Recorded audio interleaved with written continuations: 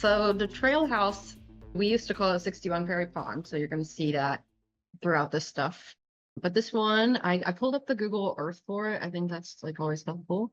Here's Narrowsburg, and 61 Perry Pond is just over here. We have a lot of projects on this road, right?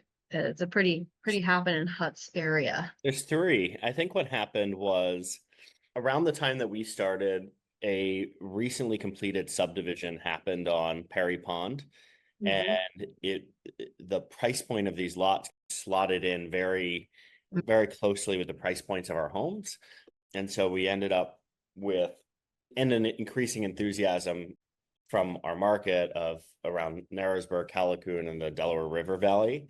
So it just happened to be that for a while we were getting a lot of calls of people saying, hey, I've been looking at this lot on Perry Pond Road. And before we had gone there, we had already heard from 5 or 6 people saying Perry Pond Road. And we looked it up, assuming it was miles long and like tons and tons of land there. But it's a teeny tiny one-way dead end road. And so all of these clients were coming from Brooklyn. So we always used to joke that was there an L stop that after it went to Williamsburg would go directly to Perry Pond Road. Yeah. Yeah, and this is one of those original ones that we got from that batch of early adopters, and they're in construction now. So this is a really great one for us to look at. It's been with us for a long time. So we'll jump into the site planning presentation, which is where we always start. But I'm going to do I wasn't on the project team at this time, so I'm going to do my best to interpret the diagrams, and we'll see how that goes. But I think we always have the most simple and best ideas for how to use a site, so we can assess that. But the lot is right here. It's like a wedge shape. It is almost 10 full acres. This diagram is really helpful. And this is obviously what drove the site design. When they bought the lot, it had this cleared area here with a shale driveway right off of Perry Pond Road. And of course, that naturally dictated that the build area wanted to be here. But the clients also are they dirt bikers or four-wheelers? I feel like that's different. Okay, dirt bikers. Okay. Motocross. Motocross. So they bought the lot with the intention of creating this awesome destination for themselves and for other motocross enthusiasts to stay at the home and to be able to use a really amazing trail system that I believe is there now, correct? They did that work? There's some pieces roughed in. One thing I would mention too is because it's at a dead end, a lot of times we're trying to find a way to create privacy from the street, and that either happens with length, run a long driveway and you're going to be far from the road. It happens with topography. How do we go downhill of somewhere? In this case, they were able to be quite close to the road because where it is at the end of this cul-de-sac is like a dirt road. It just terminates their lot. Yeah. So there's nothing there at the end. So that helped them cut down a lot on their driveway costs and improvement costs and not have to explore some of these more far off reaches of the lot to be able to get the privacy that they were looking for. Yeah, so that's always great. That would have been my instinct immediately as well, is take advantage of those existing cost saving things in place. And of course, since they want to have that giant trail system, having a majority of their lot available to keep natural is the logical kind of choice there. But the diagram is pretty simple. You'll see as we flip through whenever we have like a property where it makes sense where the building needs to go, we'll still look at sun paths, but they don't necessarily drive the design as much. It's either like usually existing conditions, topography, or trying to get some solar angle. But for this one, not as relevant. So this diagram is, I love these presentations because it's always interesting to see one slide that translates really well into the final product. And so this slide is that kind of first proposed siding. And it has a small, one of our medium bars here and a garage here. And then I just want to quickly put to the site plan of the final result. And this is the permit set that I packaged for them in July of 2023. And everything is intact. And we'll look at it in the photos as well. We'll jump back to that if we need to. But I think that's just the fidelity of the concepts from the jump really help us to carry a project through to completion. You want to have a clear idea of what you're trying to do on the lot and to really make a place. And that's what we did with just a couple of small moves with this one. The first move would be the driveway. We've got that big clearing. you always need a fair bit of space to turn around. And so why not make it something special? The earlier team identified that as a special spot for wildflowers in the meadow there.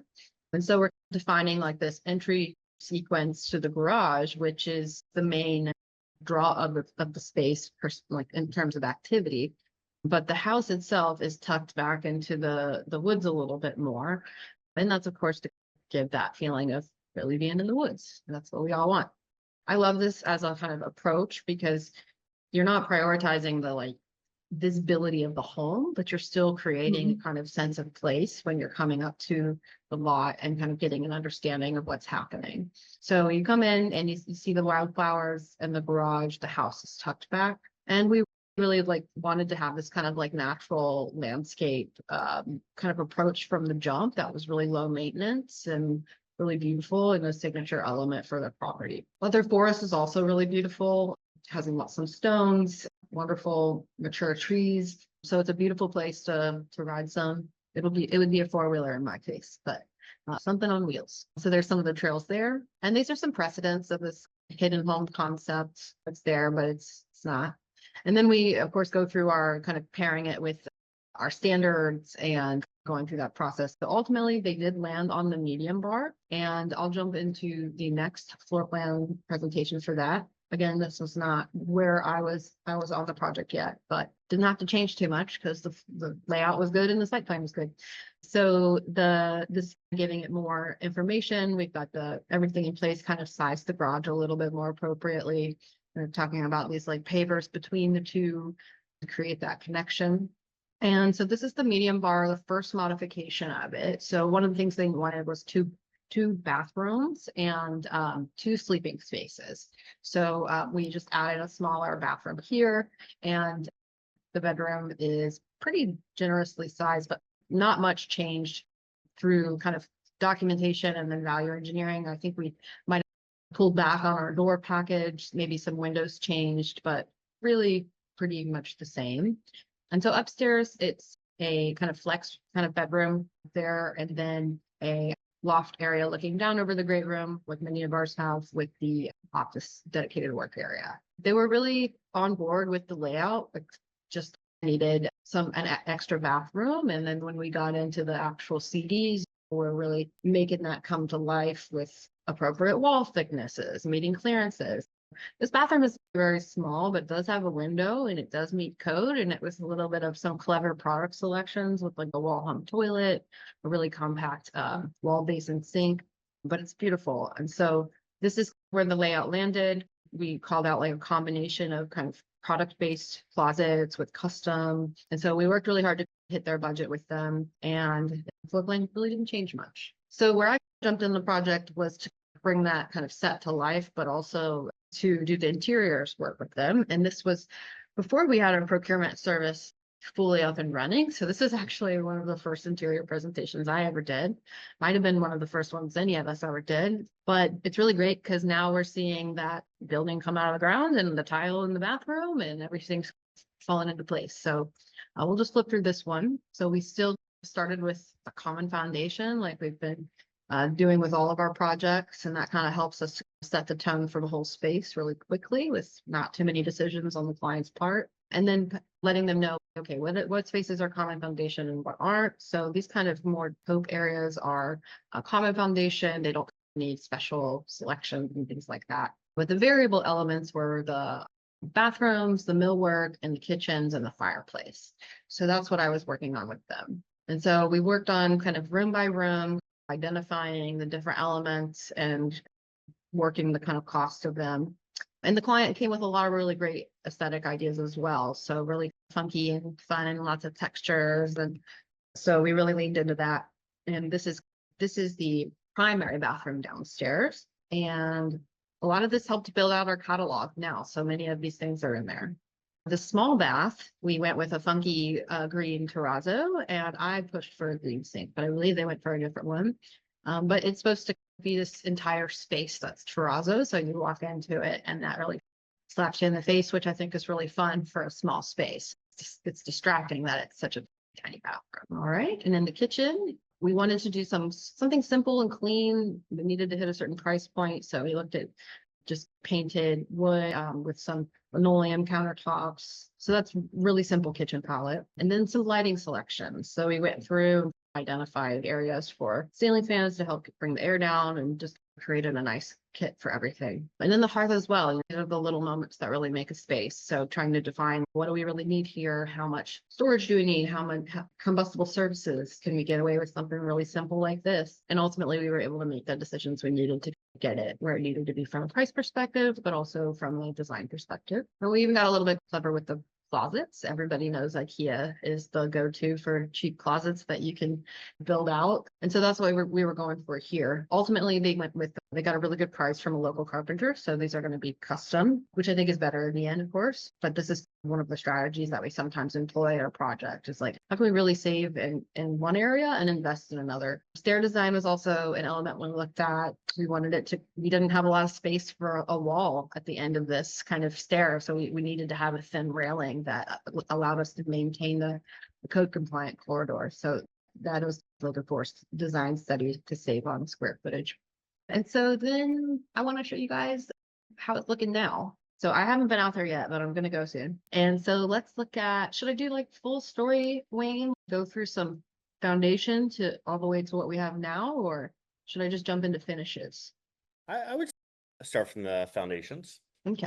I think one of the big considerations here on this parcel to stick with that idea of kind of house hidden in the woods is minimal clearing, that the placement of the house, we're utilizing all of the existing clearing. There's very few new trees that were felled, and the way that the foundation was slotted in, it's a funky angle to make sure that it's working around the mature pines that are there.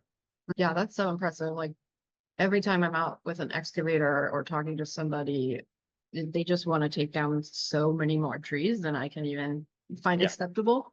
And it's been a struggle to find the sweet spot with a lot of them. So really impressive that you guys were able to keep all those trees so close to the house. Yeah, you can see that here. One thing I would point out too, there's so much granite all over the site.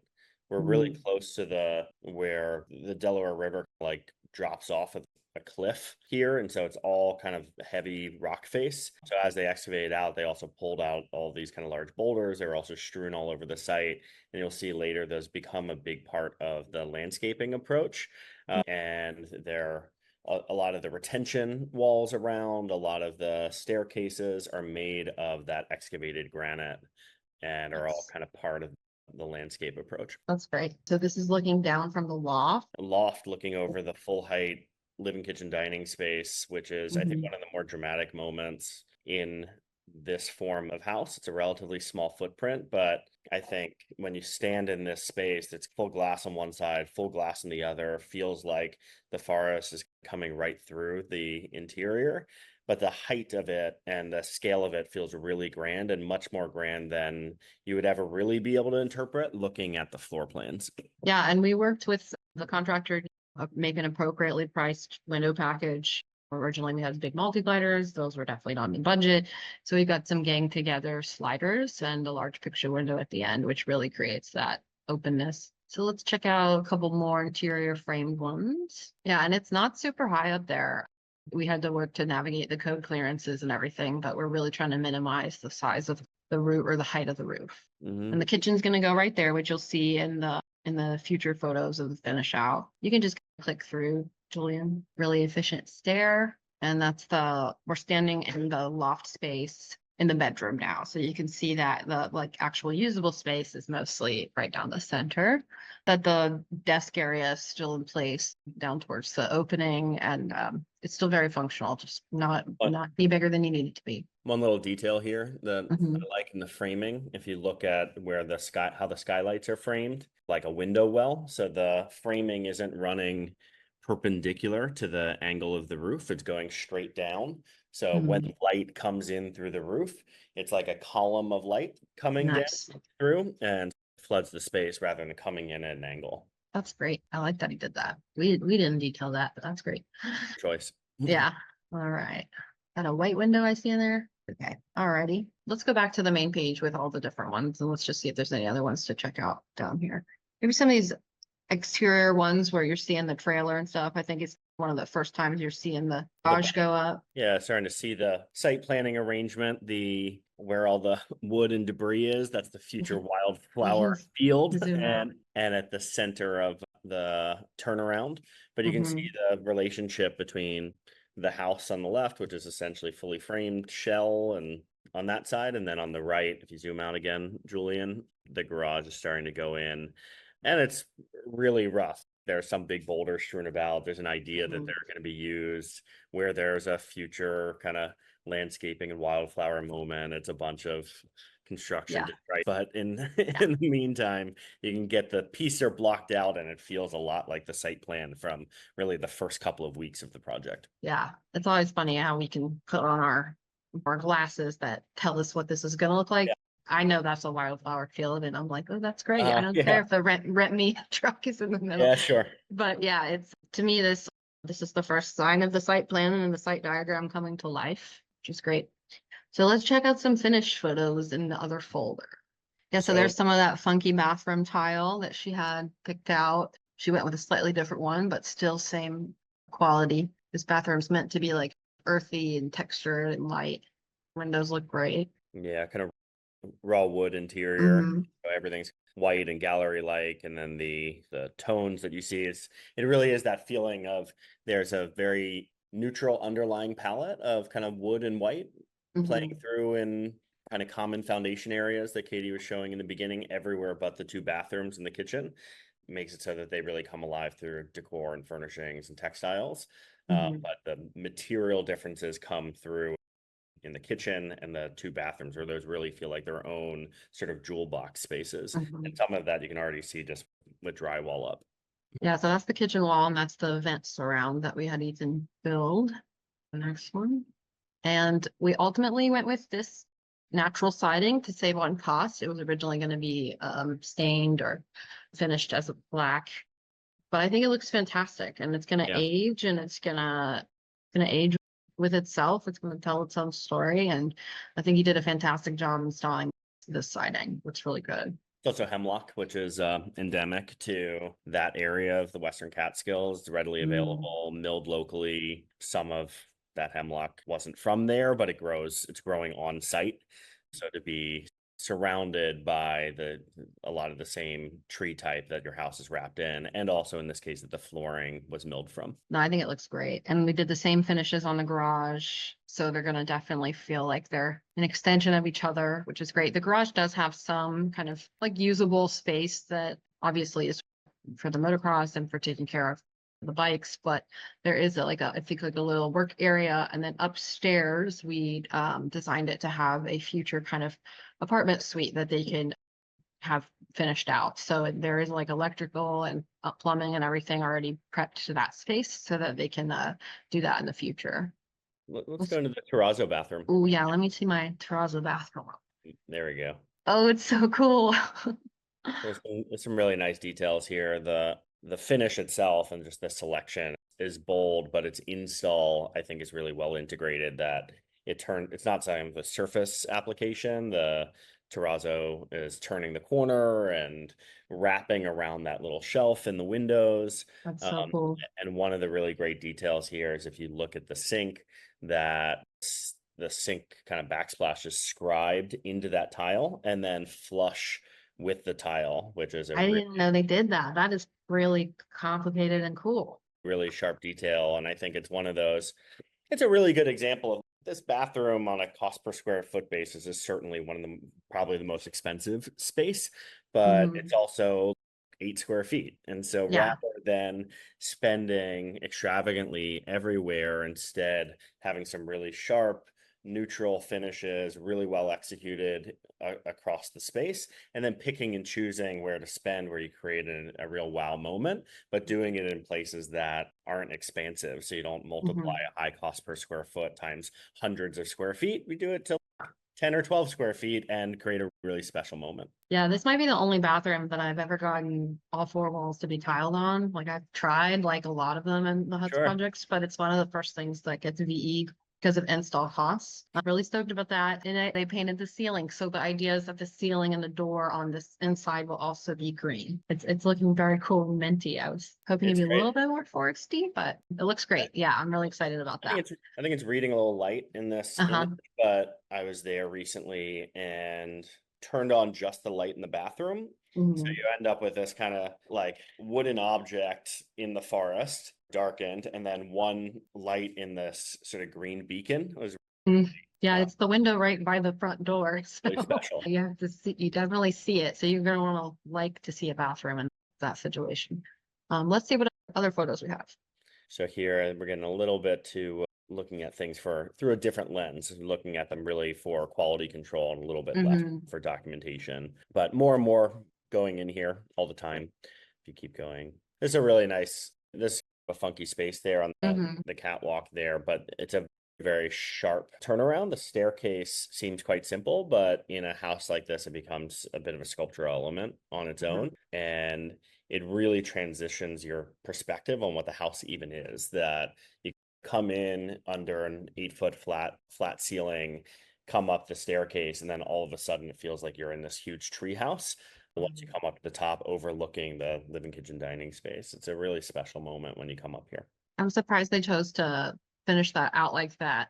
I always With wonder, yeah, what we want to do with that space. You could put a built-in on the stair that sure. looks onto the stair or something. But that's a great way to do that. The space looks so much bigger than it Yeah. possibly can be. Millwork's going in. That's going to be really built in. You can see the soffit. We saw that in the earlier framing that there's sort of an indentation underneath of the loft, and that's the depth of all of the kitchen cabinetry. So that's really going to feel quite flush with the loft wall heading up. Mhm.